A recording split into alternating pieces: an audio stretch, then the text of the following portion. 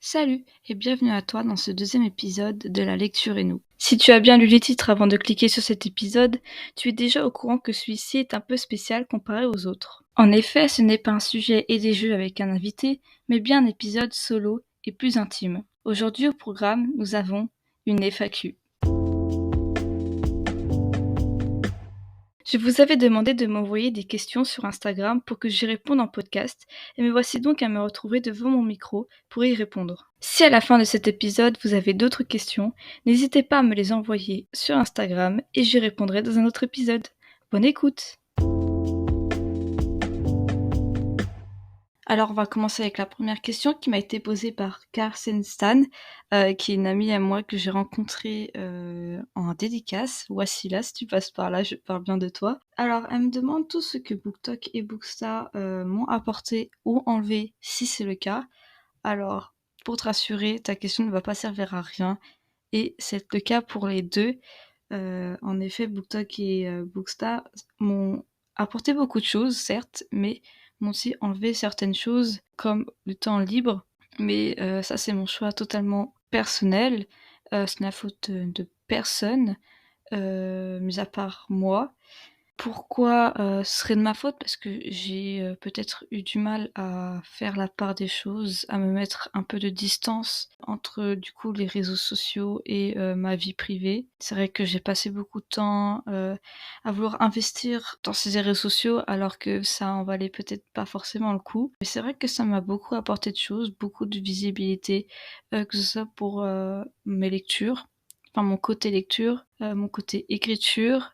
Si j'aurais pas investi autant, je me serais peut-être pas fait une petite image auprès des lecteurs et auprès peut-être de certains écrivains, auteurs. Et peut-être que j'en serais pas aussi aujourd'hui en termes d'écriture. Ma plume a beaucoup évolué grâce aux nouvelles lectures que je découvre. Certaines personnes arrivent même à me reconnaître, ce que je trouve déjà assez dingue, que ce soit par rapport à mon côté lecture ou écriture. Jamais je me serais lancée pour écrire, pour sortir, publier des livres en auto-édition, à les envoyer à des maisons d'édition. Et même pour l'inspiration, pour l'écriture, c'est très bénéfique. On peut trouver beaucoup de points positifs au fait d'être entré dans le Booksta et dans le BookTok. Après, certes, oui, c'est une source de pression, une source de stress, pour ma part. Après, c'est pas pour tout le monde. Mais si je devrais dire, c'est plus positif pour ma part que négatif.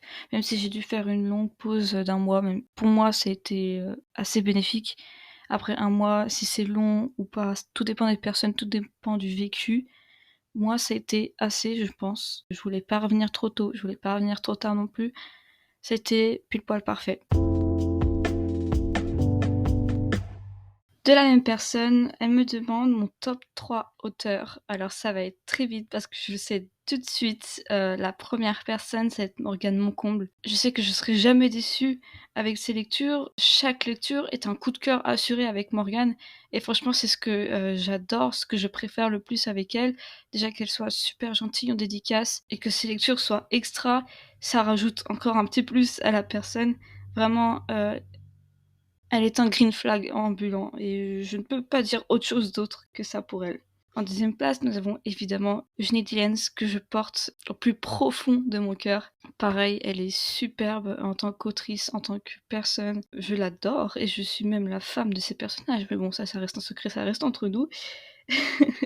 Et du coup, le troisième auteur, c'est Elle Kennedy.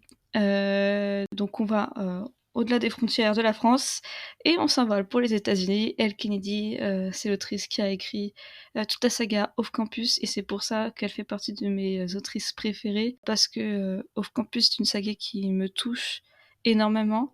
C'était la première saga que j'ai lue. The Deal, c'est l'un de mes premiers livres que j'ai lu dans le thème de la romance. Et franchement, je la remercie pour ça. Ces personnages, ces livres, ils m'accompagneront toujours. Franchement, j'ai eu du mal à la finir. Avec The Legacy, j'ai retardé sa lecture justement pour ne jamais finir Off Campus. Mais malheureusement, il a fallu que je le fasse. Et aujourd'hui, tout se porte bien dans ma vie, même si j'aurais aimé ne jamais la finir et la relire, la relire, la relire comme si c'était la première fois. toujours et encore la même personne pour finir en beauté, ces 3 premières questions. Alors, tous tes book boyfriends et book girlfriends préf. Alors, ça va être simple, on va continuer dans la lignée des off campus. Garrett Graham, bien évidemment, on ne change pas une équipe qui gagne. Mais pour m'étendre un peu plus et ne pas rester dans le cercle privé entre guillemets des off campus, je vais me concentrer sur mes réels book boyfriends et girlfriends préférés. On va rester dans le coin des garçons, les garçons. Alors, nous avons le charmant Max Kaufman dans Girl Boss de Ginny Dilens, un de mes livres préférés, un de mes coups de cœur préférés. Donc il y a Simon dans Le goût de nos rêves d'Emma Green, il y a aussi Ben Simonin dans Love Like a Movie de Esmé Béguin. Après c'est sûr que dans tous les livres de Morgan Moncombe, tous les garçons sont des book boyfriends incroyables. Ils sont tous indétrônables. Je n'ai pas à redire là-dessus. Franchement, on est tous d'accord sur ce point. En fille, qui pourrais-je mettre En fille, je n'ai pas vraiment d'idée parce que moi, quand je lis, je me concentre sur le garçon et généralement, on a surtout le point de vue de la fille. Après, je veux dire un peu entre guillemets, Ash dans Ash is Falling for the Sky. Bon, c'est vrai que personnellement, c'est pas une personne qui m'attire, enfin qui pourrait m'attirer mentalement et même physiquement. Mais dans l'histoire, il est incroyable. Voilà, je n'ai pas d'autres arguments. Ouais, en fait, je viens de me rendre compte que j'ai dit un garçon alors que je devais trouver une fille. Franchement, j'abuse. Non, en vrai, en fille, je pense pas que j'en ai vraiment. Ou alors, faut vraiment que je réfléchisse là-dessus. Mais j'ai un peu la flemme. Je rigole, je n'ai pas la flemme, mais c'est vrai que c'est une question compliquée pour moi, version fille. Mais si je m'y penche vraiment, peut-être que vous aurez une réponse à la fin du podcast. Voilà, tout pour le watch time. Océane m'a demandé à quel âge j'ai commencé à écrire mon premier livre. Alors c'est quelque chose que je rappelle assez souvent comme une certaine anecdote, une sorte de tradition. Ici, enfin dans ma vie d'autrice, dans mon expérience d'écriture, j'ai commencé à écrire mon premier livre, ma première histoire. Enfin à l'époque c'était juste une histoire et c'était pas forcément dédié à devenir un livre. J'ai commencé à écrire dans la cour de mon collège. C'est assez spécial dit comme ça, on se pose tout de suite des questions, mais pourquoi? C'était une époque où j'avais pas forcément l'ordinateur pour écrire, puis c'était juste des idées comme ci, comme ça, et j'avais pas forcément une plume assez développée, du coup j'écrivais juste sur une feuille de classeur avec un stylo, je m'asseyais sous le préau de mon collège, et puis j'écrivais ce qu'il y avait, et puis en rentrant chez moi, je retapais sur Wattpad et puis je ne sais pas si c'était tout de suite que je le faisais, mais du coup après je postais les chapitres sur Wattpad et puis Hidden Love est sorti. La fin actuelle de Hidden Love, je l'ai écrite quand j'ai commencé la réécriture pour la sortie l'année dernière. Ça fait quand même assez de longues années entre le début et la fin pour l'écrire. Et c'est pour ça que j'en suis aussi fière, c'est pour ça aussi que je veux absolument que ça rencontre un vrai public, que ça ait l'effet escompté, et puis oui, je le porte assez fort dans mon cœur puisque c'est la première histoire. Outre le fait que la duologie Un jour pour me le prouver était écrite avant, c'est pas la même chose, c'est pas le même impact que Hidden Love, puisque Hidden Love ça m'a suivi pendant de longues années, alors qu'Un jour pour me le prouver c'était une petite phase, et puis j'ai décidé de le ressortir aujourd'hui juste pour pas que ça meure dans mes manuscrits entre guillemets. Maintenant, c'est au tour de Keoni qui m'a demandé quel livre m'a déçu. Alors dernièrement, je dirais que le plus proche et qui date le moins, ce serait peut-être plutôt une BD. Je vérifie en fonction des book reviews que j'ai fait sur mon compte Instagram. Et Le Chant du Temps Inversé, et cette BD, c'était vraiment la lecture qui m'a le plus déçu. Je l'ai lu et en fait, oui, j'étais totalement déçue. Je sais plus quelle note mais je lui ai donné, mais je pense que c'était un 2 ou un 3 étoiles. Il y avait pas vraiment de sens. Après, peut-être que c'est moi qui ai pas compris et je le conçois parfaitement, hein. Ça peut être totalement de ma faute. D'autres personnes peuvent l'aimer et y a pas de souci. Ça reste que mon humble avis. Par contre, la touche artistique est bien là. C'est bien dessiné. L'album est fabuleux. Vraiment, il est magnifique. Après, c'est pas une BD qui est super connue. Je peux vous la recommander. Ça reste intéressant tout de même. Ça raconte un peu la découverte d'un homme, enfin de l'amour. Il tombe amoureux d'une fille qui est un peu plus âgée que lui. Ça reste assez vague. Je pense que c'est assez large pour laisser libre cours à l'imagination, à l'interprétation, en fonction des personnes, en fonction des ressentis, en fonction de tout en fait. Pour ma part, ça n'a pas été vraiment une lecture assez marquante, à part le fait que ça m'a déçu. Et pourquoi j'ai parlé de Ashes Falling for the Sky? Parce que il y a eu une grosse hype autour, et du coup je m'attendais à ça, et vu que je déteste les sad ends, et quand j'ai appris que c'était une sad end, quand j'ai lu que c'était une sad end, quand j'ai compris que ça l'était, ça m'a détruite. Et j'ai été spoilée du 2 semaines avant de le lire, du coup ça m'a pris 2 semaines avant de sauter le pas, et j'ai été déçue du coup. Enfin, j'ai pas été déçue, c'est que, en fait, je pense que l'expérience m'a déçue. J'aurais aimé le vivre pleinement, ça m'a détruit l'expérience, et du coup, en arrivant au moment, je sais, bon, ça m'a quand même détruite, hein, faut dire, les larmes ont quand même coulé. Le spoil, faites attention les gars, ça détruit une expérience. Mais à part ça, je m'attendais à autre chose. Mais quand même, ça reste quand même une cool lecture. Et je vous la recommande. Voilà. Mais c'est pas déçu, c'est vraiment déçu de l'expérience. Ensuite, j'ai des lectures de Margot qui me demande le livre que je recommanderais toujours. S'il y a bien un livre, mais vraiment un livre que je dois vous dire de lire absolument ou qui est vraiment recommandable à 100%, c'est Love Like Movie des autrices Esme Béguin, pour la simple et bonne raison que c'est une romance absolument parfaite, dans le sens où on a la notion de body positive, sexe positive, il y a vraiment tout ce qu'il faut pour nous montrer que doit être une relation entre guillemets parfaite, parce que la perfection n'existe pas, et que ce soit bien dans une personne, dans son comportement, que ce soit aussi dans une relation à deux ou même à plusieurs. En plus, c'est une histoire qui se déroule à Paris, en France, et vraiment on a ce mélange là entre l'homme qui est dedans, c'est Ben Simonin, une star en devenir du cinéma, toile montante, et Adèle qui elle a un métier entre guillemets ordinaire, et qui peut facilement se reconnaître en elle. Vraiment, on a le contraste entre les deux personnages, entre les deux métiers, entre les deux caractères, deux personnalités qui reflètent quelque chose de très réaliste de face tous les jours, mais tout en restant dans la fiction, parce que tout le monde ne peut pas tomber amoureux ou amoureux d'une star célèbre, parce que ça reste quand même quelque chose qui est assez rare. C'est vrai que, enfin, je recommande pas parce que pour l'histoire, mais vraiment pour le message, pour les messages passés derrière cette histoire, on s'accroche facilement à cette plume, c'est assez fluide.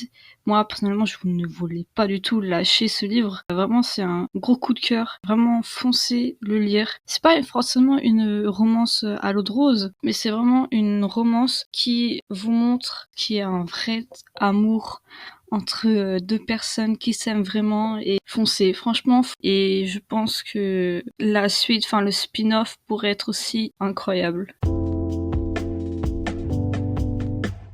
Et pour finir, une autre question de Kéoni qui me demande une de mes lectures préférées. Alors ce serait très très très compliqué pour moi de choisir une seule lecture, pas trop longue non plus parce qu'il faut rester raisonnable. Mais juste avant, j'ai parlé de Love Like a Movie des autrices Esme Béguin. Il y a déjà celle-là et je vous ai expliqué pourquoi. Sinon, il y a aussi Girl Boss de Jenny Dillens. Je trouve que c'est une romance qui est un peu sous-cotée, on n'en parle pas assez. Après, bon, ça reste personnel, mais c'est une romance coup de cœur. J'ai beaucoup aimé. En plus, dans mes livres préférés, il y a souvent une attache avec Paris, avec la France, mais vraiment beaucoup Paris, donc je pense que dès que ça parle de Paris, dès qu'il y a un rapport avec Paris, je pense que quelque chose en moi qui fait que ça peut devenir facilement un livre coup de cœur. Pour vous rassurer, Girl Boss, ça se passe pas à Paris, c'est juste que l'homme, Max Kaufman, revient d'un voyage d'affaires à Paris. Mais voilà, ça reste un petit détail, une petite référence toujours bien placée et qui fait toujours plaisir. Mais c'est une romance aussi qui est originale. Enfin, personnellement, je n'avais jamais lu dans ce genre-là. C'est une romance au bureau et on traite aussi de sujets importants et qui sont aussi sous-cotés et qui restent toujours tout aussi importants et à aborder, à traiter. Et franchement, c'est pour ça que j'aime beaucoup cette autrice de Jenny Dillens, parce que elle traite beaucoup de sujets importants et je trouve que ça reste quelque chose de très authentique, de quelque chose dont on a besoin aussi dans les lectures, faire passer des messages ou même traiter des sujets qui impactent des minorités très très importantes pour la société. Je sais que je répète beaucoup le mot important, mais je ne vois pas ce que je peux dire à part ça parce que c'est vraiment très important. C'est le premier livre que j'ai lu d'Eugénie et pour l'instant c'est le seul, mais ce ne sera pas le seul parce que j'en ai plein d'autres d'elle et c'est une de mes autrices préférées, voire mon autrice préférée. J'ai très hâte de lire les suites, lire ces autres histoires. Et en tant que Madame Kaufmann officielle, je me dois de la recommander. Du coup, vu que j'ai parlé du fait que mes livres préférés, la plupart de mes livres préférés, ça se passe donc essentiellement à Paris. Pareil, j'ai beaucoup aimé parce que déjà il y avait cet attachement à Paris. J'arrive beaucoup mieux à me projeter quand c'est une histoire qui se déroule à Paris, comme Hidden Love, mais ça c'est pas une histoire que je lis puisque je l'ai écrite. Il y a des good vibes, c'est sans prise de tête. C'est un mélange de romance en mode sans prise de tête, mais tout en ayant la réalité, c'est la fiction, mais on se retrouve facilement dans les personnages parce que ça peut être des situations, des comportements, des traits de personnalité qu'on peut retrouver avec des gens du quotidien. Ça fait qu'on s'attache très facilement aux personnages et qu'on s'y retrouve très facilement également. Et c'est pour ça que j'ai beaucoup aimé. C'est un sujet aussi, c'est plutôt un contexte très original parce que c'est dans le milieu de la cuisine et c'est vraiment très intéressant de le traiter en romance surtout et en plus que ça soit français, ça reste aussi dans l'originalité, c'est ce que j'ai beaucoup aimé. On a vraiment une diversité entre les personnages avec des passés qui restent importants pour l'histoire de la romance et franchement, c'est pour ça que j'ai beaucoup aimé. Si je dois recommander d'autres livres, il y aurait aussi Morgane Moncomble. Enfin, c'est pas un livre, c'est une autrice, mais ses livres sont très intéressants parce que elle a une plume qui est superbe. On est vite plongé dedans et on a du mal à se détacher parce qu'il y a toujours ce suspense de, à tout moment, la page qui suit, il se passe un plot twist de fou malade. Avec elle, on est sûr qu'à chaque livre, il y a un plot twist qui va te retourner le cerveau. T'en sors pas indemne. Mais c'est pas forcément que ce soit une sad end, mais ton cerveau, il est plus pareil. Voilà, cet épisode est déjà terminé, j'espère qu'il vous a plu, j'ai adoré faire... ça me met un fil conducteur entre vous et moi, et je trouve ça hyper intéressant. C'est pour ça que c'est la première, mais surtout pas la dernière, et on en fera très souvent, parce que aussi, peut-être que je manque d'inspiration pour faire des épisodes, mais ça c'est un autre souci. Après, je pense aussi me tourner vers des épisodes plus personnels, et en solo aussi, déjà parce que je manque d'invités, mais ça c'est un autre sujet également, mais aussi parce que je trouve que ça peut partir dans des tours, mais qui peut être intéressante quand je suis toute seule, parce que on dirait pas, mais je suis très bavarde, et dès que je suis lancée, ça peut partir dans tous les sens, et ça c'est super intéressant pour un podcast, pour un format comme celui-ci, philosophique, on va dire entre gros guillemets, parce que j'aime beaucoup parler de ça, et je me rends compte que même si je le fais à l'écrit, parfois entre amis, etc., je me dis, en fait, ça peut tenir quelque chose en termes de podcast sous ce format-là, ça peut être intéressant, et pourquoi pas le tenter, pourquoi pas l'exploiter, vu que j'ai ce podcast-là, pourquoi pas voir ce que ça donne, et surtout si ça vous plaît, et j'espère que ça portera ses fruits. En tout cas, j'espère que cet épisode vous a plu, et si jamais vous voulez très vite un épisode 2, venez me suivre sur les réseaux pour que vous m'envoyiez vos questions, et je mettrai très bientôt un petit sticker question pour que vous les mettez, et je répondrai dès que j'en aurai l'envie, surtout la motivation. En tout cas, je vous dis à très bientôt. Merci de m'avoir écouté jusqu'au bout, et gros bisous pour vous.